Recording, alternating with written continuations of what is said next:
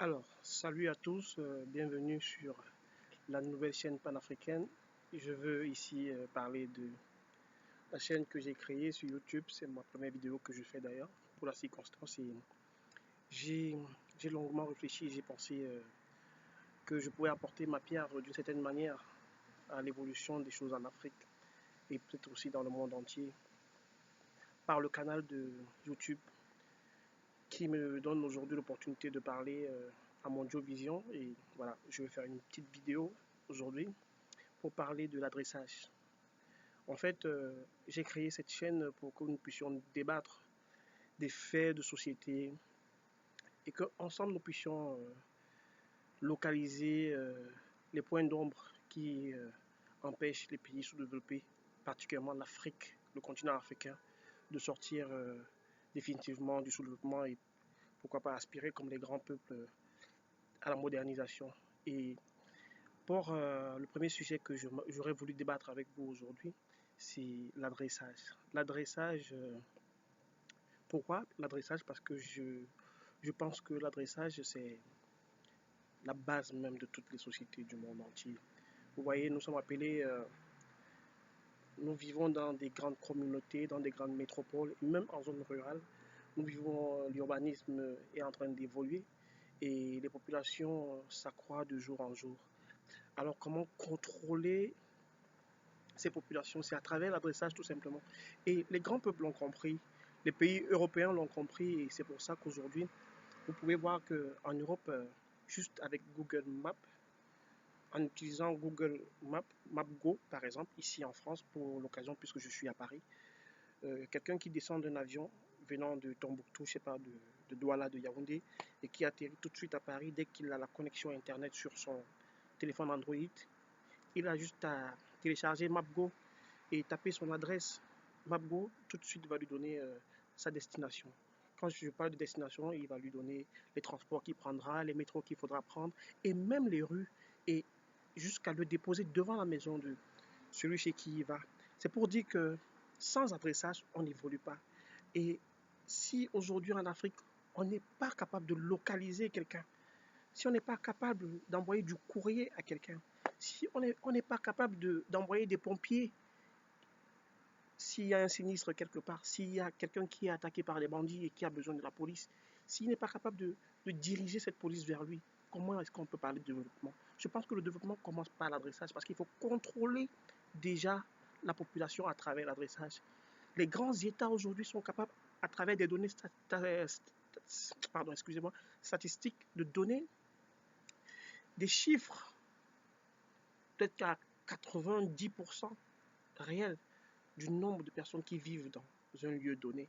Mais en Afrique, c'est impossible. Je vais prendre juste l'exemple de ma ville, cette ville d'où je viens, Douala. Douala, c'est une grande métropole. C'est la capitale économique du Cameroun. Mais il y a tellement de bidonvilles, tellement d'exodes rural que je suis certain que le délégué du gouvernement aujourd'hui est incapable de dire combien de personnes habitent Douala.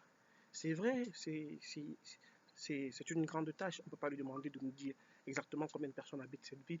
Mais je pense qu'avec des données statistiques, avec l'INS, avec tout ce que nous avons entre les mains comme organes qui peuvent donner des statistiques réelles sur la population, on serait à mesure aujourd'hui de dire il y a tel nombre de personnes à Douala.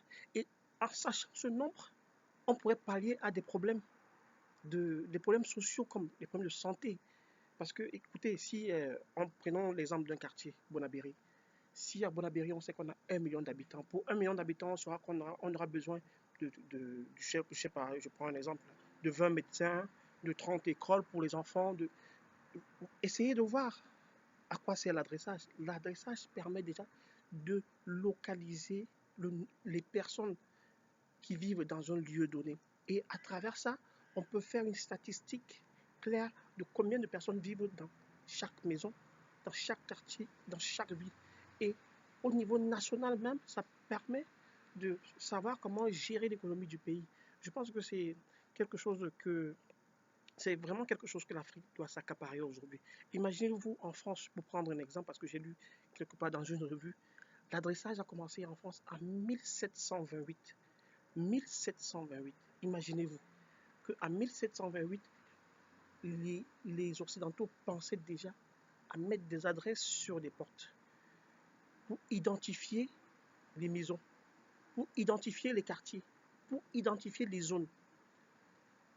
Et ça s'est développé avec le temps. Et aujourd'hui, ils sont en mesure de se localiser, de se géolocaliser à travers un petit appareil.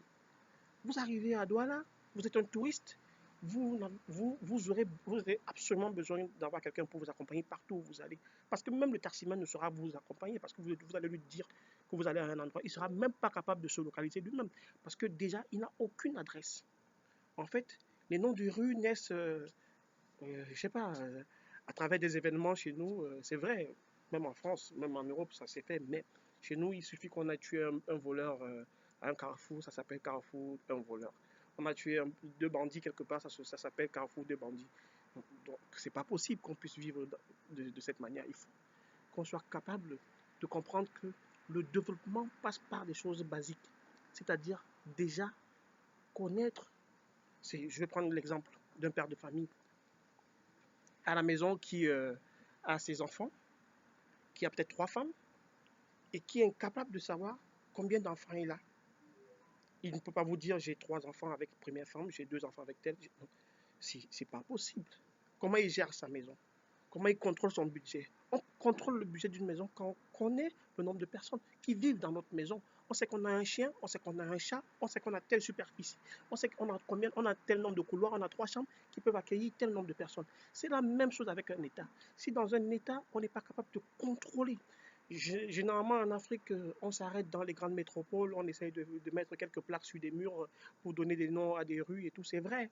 Je ne dis pas qu'il n'y a pas une évolution dans ce sens. Les gens ont commencé à comprendre, les choses ont commencé à se faire. Mais je pense que les pays africains devraient encore injecter plus de motivation, plus d'argent sur l'adressage. Déjà, contrôler le nombre de personnes qui vivent dans une certaine région donnée et, à travers cela, contrôler le nombre d'habitations et connaître les rues, les routes, bref, être en mesure de dire, de géolocaliser des gens. Ça permettrait aux sapeurs-pompiers d'arriver plus rapidement lorsqu'il y a le feu. Ça permettrait à la police d'arriver, de réagir plus rapidement lorsqu'il y a un crime qui est en train de se perpétuer quelque part. Ça permettrait il y a tellement il y a une pléthore d'exemples qu'on pourrait prendre pour donner les avantages de, de, de, de, de, de l'adressage. Et je pense que ceci passe par les collectivités locales décentralisées. Parce que la décentralisation est bien, mais il faut donner des moyens à toutes ces collectivités pour qu'ils soient capables de contrôler leur population et d'identifier chaque rue, chaque espace. Et ceci passe aussi par un plan d'urbanisation. Parce qu'en Afrique, les gens construisent n'importe comment. Hein? Il suffit qu'on ait 2 mètres carrés, on pose sa maison. On ne se demande pas si la maison doit se poser à gauche, à droite. On ne cherche pas à savoir s'il y a le sens du vent. Parfois, vous arrivez à des endroits où les maisons sont posées les unes sur les autres et les gens respirent même à peine. En fait, c'est à cause de la pauvreté. C'est un phénomène qui est lié à la pauvreté, c'est vrai. Mais l'État l'État a ce sens du devoir envers sa population, éduquer la population. Et il y a des forces de répression. Pour construire, il faut un permis de bâtir. Il faut que le délégué du gouvernement de X ou Y ville puisse donner des directives, comment les gens doivent se construire. Et ça va permettre que lui aussi puisse contrôler sa population. Donc, c'était en fait une entrée en matière aujourd'hui. Je ne voudrais pas être long.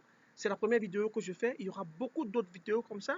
Je voudrais, à travers cette chaîne, sensibiliser les populations d'Afrique et d'ailleurs. N'hésitez pas d'apporter des thèmes si vous avez besoin qu'on parle d'autre chose. N'hésitez pas. Moi, chaque semaine, avec la grâce de Dieu, je serai capable de faire une vidéo sur un thème et dire mon point de vue, mon ressenti par rapport à la question. Je ne suis pas en train de dire que je suis un savant, mais je pense que chacun a une responsabilité morale envers l'autre. Et aujourd'hui, si j'ai cette possibilité de vous parler à travers YouTube, c'est parce que je veux partager avec vous à travers ce canal. Je veux partager avec vous des petites choses qui me viennent à l'esprit et qui peuvent permettre que nous puissions nous développer. Donc j'appelle vraiment à la conscientisation de nos, de nos dirigeants, qu'ils prennent ce problème au sérieux, qu'ils prennent réellement ce problème au sérieux. Le développement en Afrique commence par là. Si on n'est pas capable de contrôler sa population, on ne sera pas capable de, de la faire émerger. Il faut passer par l'adressage. Il faut commencer à identifier tout le monde, à connaître la position de tout le monde. Ça permet même, j'allais oublier, ça permet même aux impôts de contrôler l'assiette fiscale. Parce que imaginez-vous dans un pays comme le mien, je vais tout prendre l'exemple du Cameroun. Un centre, un CDI, Centre divisionnaire des impôts, n'est pas capable de connaître le nombre de personnes déclarées dans un fichier. Ce n'est pas possible. Il faut un fichier je vais dire quoi, de contribuables et contrôler ce fichier. C'est vrai, ils ont des fichiers, mais je suis certain qu'il y a beaucoup de personnes qui les échappent, ceux qui travaillent dans le noir, ceux qui devraient payer les impôts, et même certaines grandes entreprises qui ont des surfaces et qui par derrière ont de très grandes surfaces. Ils viennent là, ils mettent des petits bureaux devant, et par derrière des grandes surfaces, ils emploient une centaine de personnes. Ils devraient payer des impôts, peut-être, je vais dire quoi, affilier ces gens à la caisse de prévoyance sociale, ils ne le font pas. Justement parce qu'il n'y a pas d'adressage. Si le directeur des impôts était capable de localiser X ou Y entreprise à un moment donné, il serait capable d'envoyer des inspecteurs, vérificateurs en ce moment sur place pour justement faire un contrôle spontané. Ça permettra à l'État de renflouer ses caisses, ça permettra aux contribuables de se mettre en règle et ça permettra au pays d'avancer et tout le monde en serait bénéficiaire. Donc vraiment, j'appelle à la conscience de nos dirigeants et j'ai dit, il est temps que nous puissions nous mettre sur la route. Il est temps que nous puissions prendre des bonnes initiatives, des bonnes manières. Il faut qu'on arrête en Afrique de croire que le développement viendra du ciel. Non. Il y a des choses à faire, il y a des choses à mettre sur pied et je pense que nous allons évoluer tout simplement. Ce n'est pas la magie.